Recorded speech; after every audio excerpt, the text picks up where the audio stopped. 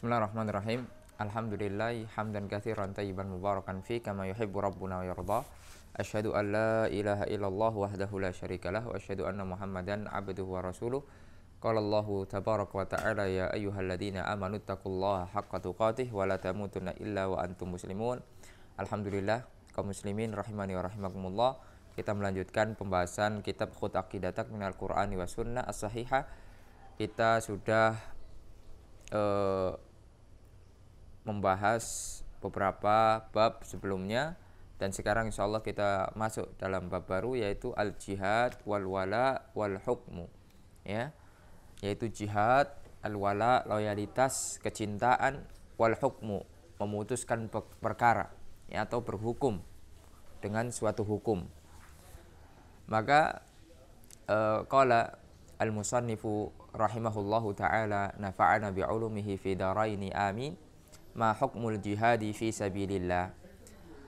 Apa hukum jihad di jalan Allah Subhanahu wa ta'ala? Maka beliau menjawab, al-jihad wajibun, bahwasanya jihad itu wajib bil mali wan nafsi wal lisan, yaitu dengan harta, dengan jiwa, ya, jiwa raga, kemudian dengan lisan.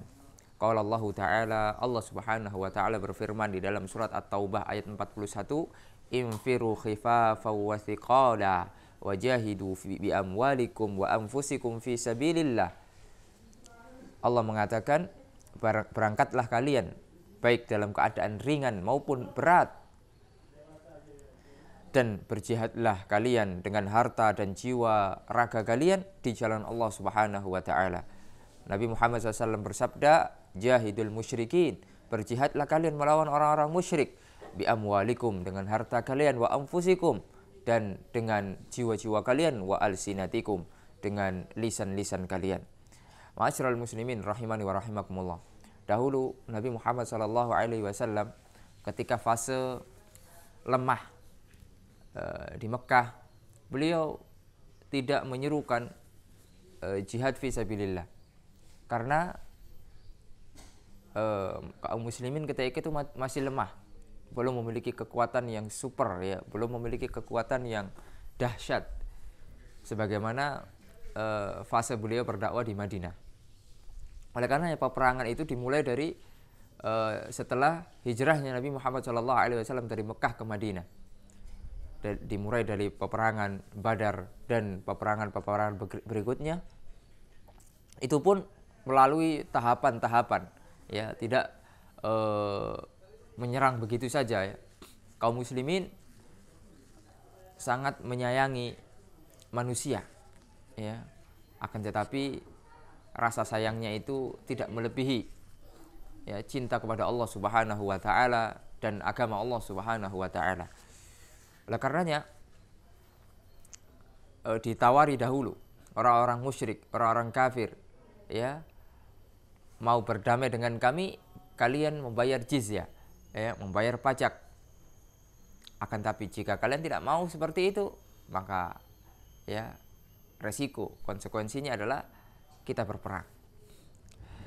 Itu pada zaman Nabi Muhammad SAW dan zaman setelahnya. Adapun sekarang, kita masuk konteks sekarang, jihad yang bisa kita lakukan, ya, kalau dalam konteks sekarang adalah jihad bil lisan wa bi al-amwal, ya.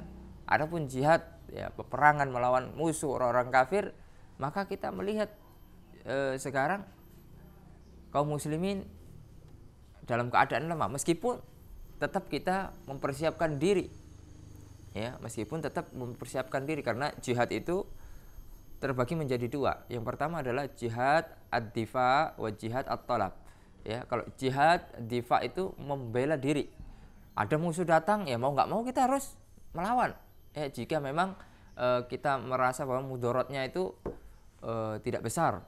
Akan tapi jika memang mudorotnya besar, maka kita mundur, ya, bukan berarti mundur menyerah atau kalah, tidak.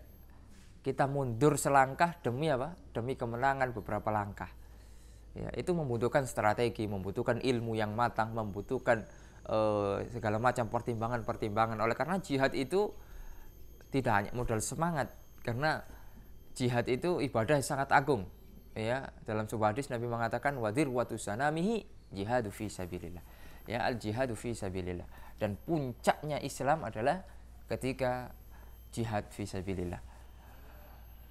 Dan luar biasa ya pahala jihad ya jika orang-orang yang berjihad di jalan Allah itu ikhlas karena Allah. Karena kalau tidak ikhlas ya bahaya bagi dirinya. Sebagaimana hadis Nabi Muhammad SAW yang menceritakan tentang 3 golongan yang menjadi korek api neraka, yaitu diantaranya adalah mujahid. Bayangkan, jihad amalan yang mulia, tapi bisa dia menjadi korek api neraka. Apa sebabnya? Karena hatinya tidak ikhlas karena Allah. Hanya ingin disebut sebagai pemberani, hanya ingin disebut sebagai batol, ya, pejantan, ya, hanya ingin disebut sebagai orang-orang yang gagah, perkasa dan lain sebagainya. Maka ini tidak diperbolehkan. Ma'asyiral muslimin rahimani wa rahimakumullah. Kemudian yang kedua, jihad at-talab, ya. Memang pemerintahan kita sudah memerintahkan untuk kita berjihad di jalan Allah Subhanahu wa taala. Ya, karena memang syarat kita untuk berjihad, ya jihadut talab adalah di bawah komando pemimpin kaum muslimin, ya tidak sembarangan, ya. Tidak kemudian membentuk suatu kelompok kemudian jihad dengan sendirinya dan lain sebagainya, berkelompok-kelompok dan lain sebagainya. Ini memecah barisan kaum muslimin. Kalau di bawah satu komando, maka ini sangat luar biasa, ya. Lihat bagaimana Nabi Muhammad SAW dahulu, ya, mengomandoi para sahabatnya. Kemudian beberapa sahabat yang lain juga diamanahkan untuk menjadi pemimpin perang, ya. Pernah suatu ketika, ya, Khalid bin Walid, ya, kemudian Abu Ubaidah bin Jarrah dan panglima-panglima yang lain yang memang mereka telah matang di dalam strategi dan dalam kepemimpinan. Ma'asyiral muslimin rahimani wa rahimakumullah. Itulah sekilas tentang jihad, ya. Sekarang tetap kita bisa melakukan jihad fisabilillah, yaitu dengan lisan kita berdakwah, menghancurkan argumen-argumen orang-orang kafir, menghancurkan argumen-argumen orang-orang musyrikin, menghancurkan argumen-argumen aliran-aliran sesat, ya, liberal, anus, ya, aliran Nusantara, kemudian orang-orang sekuler, orang-orang komunis, ya. Kita berjihad, ya, melawan mereka dengan bayan, dengan lisan, dengan penjelasan, dengan ilmu. Karena memang di Indonesia ini Allahul Musta'an, setiap ada aliran baru pasti ada pengikutnya, ya. Bahkan sampai Ahmadiyah, ketika itu ada Lia Edan, mengaku sebagai malaikat, itu ada pengikutnya. Allahul Musta'an, ya. Ini menunjukkan betapa mirisnya akidah kita, akidah kaum muslimin yang ada di negeri kita. Maka terus kita dakwahkan tauhid, kita dakwahkan akidah, ya. Karena memang ini sangat penting sekali. Terlebih umat akhir zaman ini terombang-ambing dengan fitnatus syahwat wa fitnatus syubuhat. Fitnatus syubuhat sangat berbahaya sekali, tidak ada obatnya di rumah sakit, ya. Oleh karena hati kita ini lemah. Sedangkan syubhat, oleh karena milik guru itu harus hati-hati. Memilih guru, ya, harus kepada yang ahlu sunnah diutamakan, ya. Berguru dengan ahlul bid'ah itu sebagian diperinci hukumnya oleh para ulama, ya. Ya, secara asal ya tidak boleh. Ibaratkan orang lapar mau mati, tidak ada lagi kecuali babi, tidak ada lagi kecuali yang haram, ya, makanan yang haram.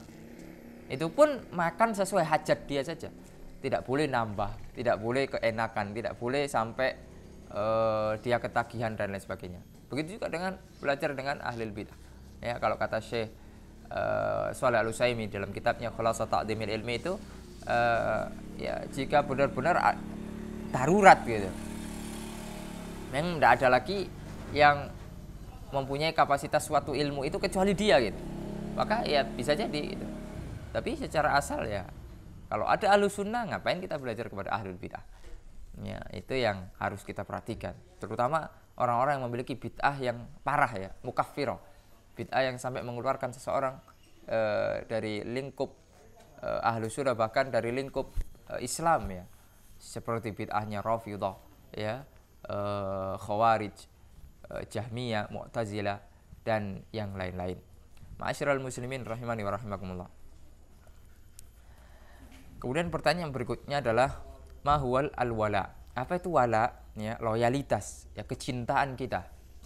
Ya, karena dalam akidah kita, akidah Ahlussunnah wal Jamaah itu ada namanya al-wala wal bara. Ya, cinta dan benci. Ya, kasih sayang dan kebencian.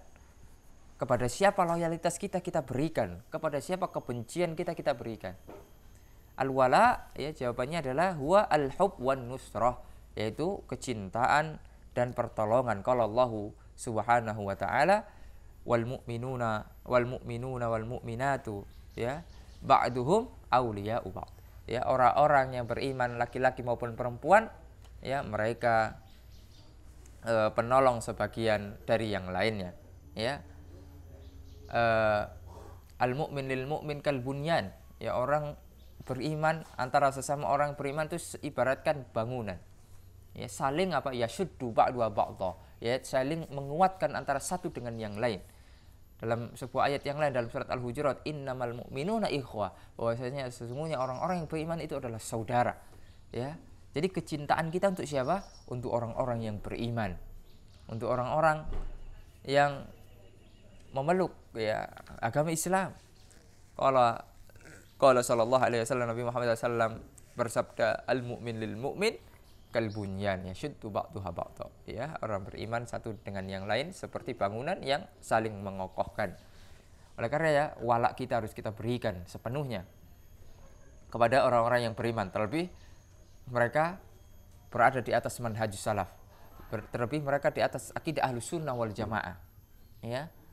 Adapun orang-orang yang beriman tapi dia fasik ya, kemudian dia asi bermaksiat, maka loyalitas kita sebatas keimanan dia. Adapun maksiatnya, kefasikannya ya tidak kita dukung ya.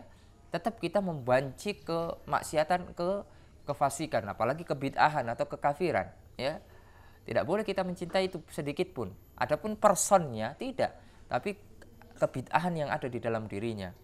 Ya, maka ketika kita mengajak seseorang, jangan benci orangnya. Sebejat apapun dia, jangan benci orangnya, tapi perbuatan dia itu yang harus dibenci. Kalau kita sudah benci orangnya, nanti kita tidak mau lagi menasihati dia, tidak mau lagi kita mengajak dia untuk kembali kepada jalan Allah. Siapa tahu dia hatinya masih ingin ya berada di atas kebenaran, akan tapi hawa nafsunya lah yang menyerukan dia untuk berbuat yang tidak ya, untuk berbuat atau menentang Allah Subhanahu wa taala. Oleh karena kita harus proporsional dalam masalah ini. Ya, tidak boleh kita saya tidak mau lagi ketemu sama dia. Ya. Padahal ya sahabat atau teman dekat atau ya jangan benci orangnya. Kalau sudah benci orangnya maka tidak ada lagi dakwah nanti. Tapi benci perbuatannya, misalnya dia mantan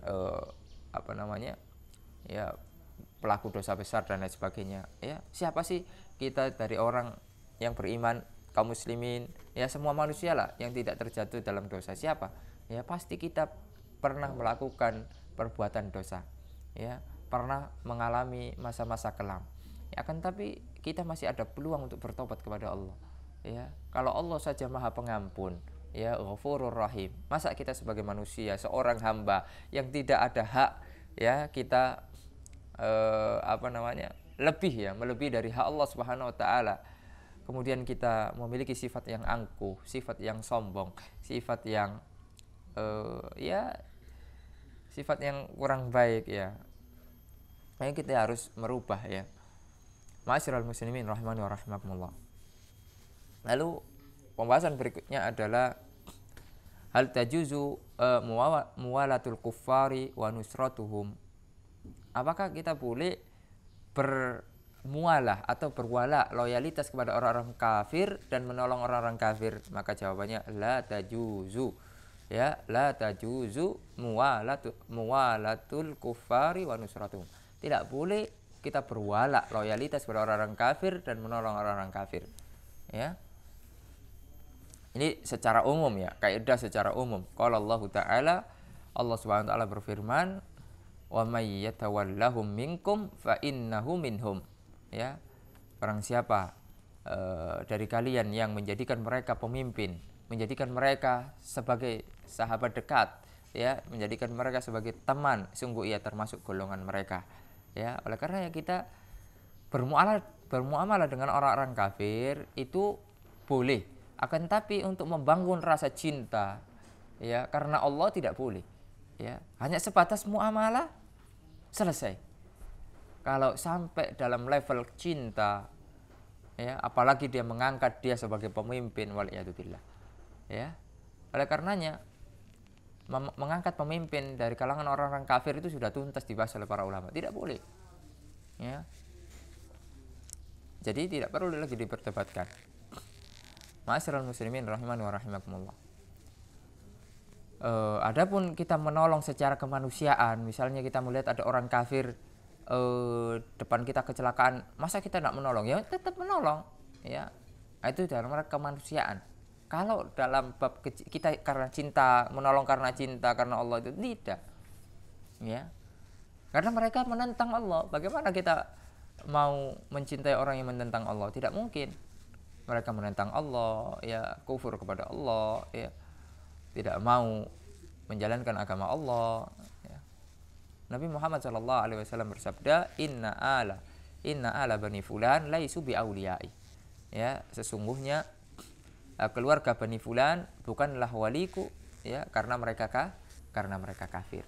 Ya, orang kafir tidak bisa dijadikan wali atau kekasih, ya. Wali itu banyak maknanya, ya. Ada yang makna yang paling sederhana, ya, kekasih, warna pemimpin, ya, sahabat, ya, teman dekat dan lain sebagainya. Dalam pertanyaan berikutnya Syekh menyebutkan man huwal wali.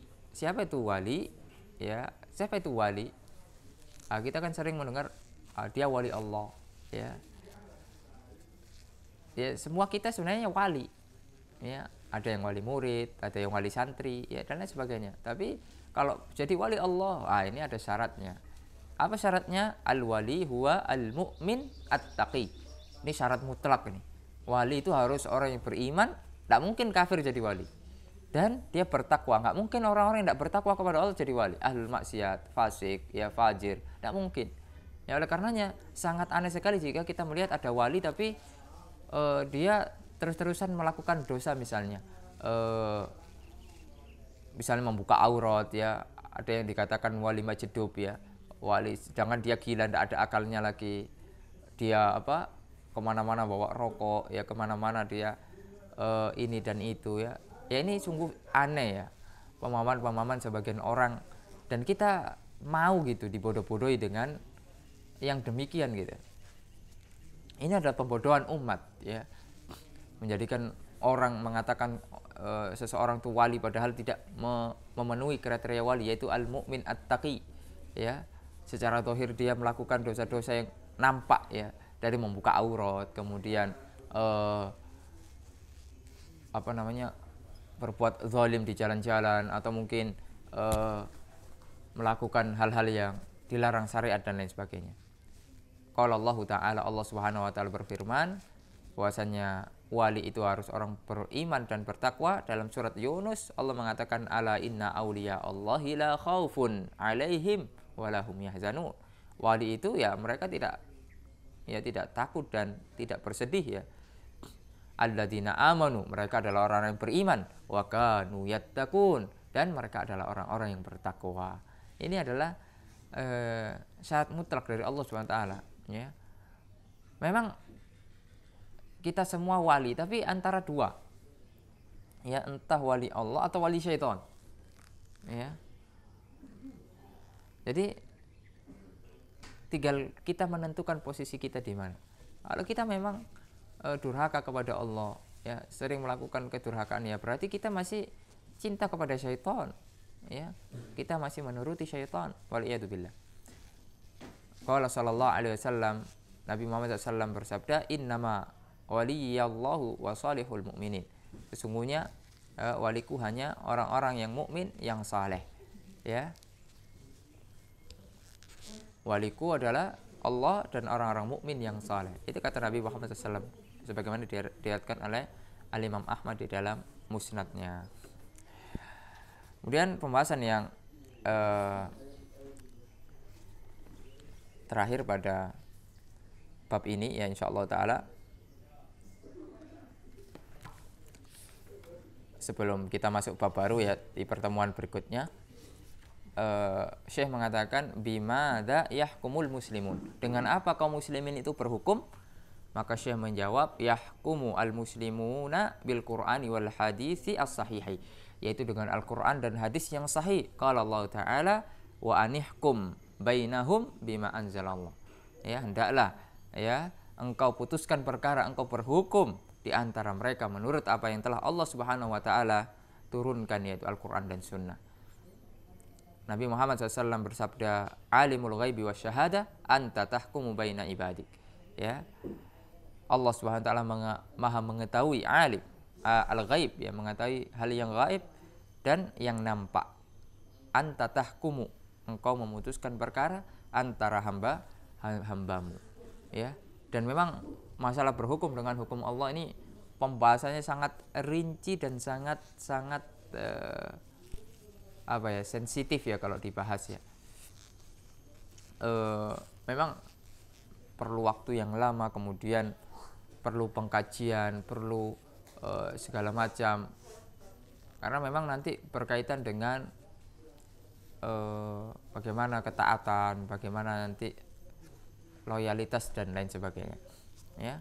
Dan memang kalau di negeri kita Indonesia ini tidak menggunakan hukum atau Al-Quran dan Sunnah sebagai landasan tertinggi, tapi dikompromikan gitu oleh para pejuang dahulu, sehingga terlahirlah ya Pancasila, kemudian lahirnya Undang-Undang Dasar ya. Itu suatu kompromi ya antara para pejuang dahulu. Para pejuang itu dahulu yang merebut ya atau yang andil ya dalam kemerdekaan negeri kita ini adalah para ulama ya, orang-orang yang agamis, santri-santri ya. Dahulu Masya Allah ya, bagaimana resolusi jihad yang diserukan oleh Kiai Haji Hasyim Asy'ari ya rahimahullahu taala, dan ulama-ulama sebelum kita dahulu ya, mereka berjuang ya, bahkan mengorbankan nyawa mereka untuk menjadikan negara ini merdeka ya. Kita berterima kasih kepada mereka semuanya ya. Semoga Allah SWT melapangkan kubur mereka, semoga Allah SWT memberikan kepada mereka kesabaran atau kekuatan ya, kenikmatan kubur ya. Semoga Allah Subhanahu wa taala membalas ya jasa-jasa mereka. Semoga kita semua nanti dikumpulkan oleh Allah Subhanahu wa taala di dalam surganya ya. Sekarang tugas kita adalah meneruskan perjuangan untuk menegakkan agama Allah Subhanahu wa taala di negeri ini ya, mendakwakan umat ya tauhid ya, dan memerangi segala macam bentuk kesyirikan, yang terkadang kesyirikan itu dipoles atau dibungkus dengan kata-kata ini kan cuma adat ya. Adat kalau syirik ya syirik ya. Tidak boleh, hukum adat itu lebih di atas daripada hukum syariat ya. Jadi hukum adat itu yang mengikuti syariat ya. Oleh karena adat juga dijunjung tinggi dalam syariat. Akan tapi jika tidak menyelisihi, seperti dalam sebuah kaidah ya, kaidah fikih dikatakan para ulama al-adatu muhakkamah, adat itu bisa jadi hukum ya. Misalnya masalah pakaian ya, di mana pakaian itu dipakai ya, urf ya, kebiasaan masyarakat itu ya itulah yang dipakai ya, asalkan sesuai syariat, misalnya menutup aurat, kemudian memenuhi syarat-syarat dan tidak ketat dan longgar dan lain sebagainya. Ya itulah yang bisa kita sampaikan pada kesempatan kali ini. Semoga bisa lain kali kita bisa membahas secara detail masalah berhukum ya, dengan hukum Allah Subhanahu wa taala, karena memang waktunya kemudian tidak bisa kita bahas secara rinci ya, mungkin karena juga keterbatasan ilmu. Semoga Allah Subhanahu wa taala memberikan taufik kepada kita untuk ya istiqomah ya di atas kebenaran, istiqomah di atas ketaatan kepada Allah, menyerukan dakwah sunnah ya, menurut pemahaman salafus saleh. Sallallahu ala nabiyina Muhammad wa ala alihi wa sahbihi wasallam. Subhanakallahumma bihamdika asyhadu an la ilaha illa anta astaghfiruka wa atubu ilaik. Wassalamualaikum warahmatullahi wabarakatuh.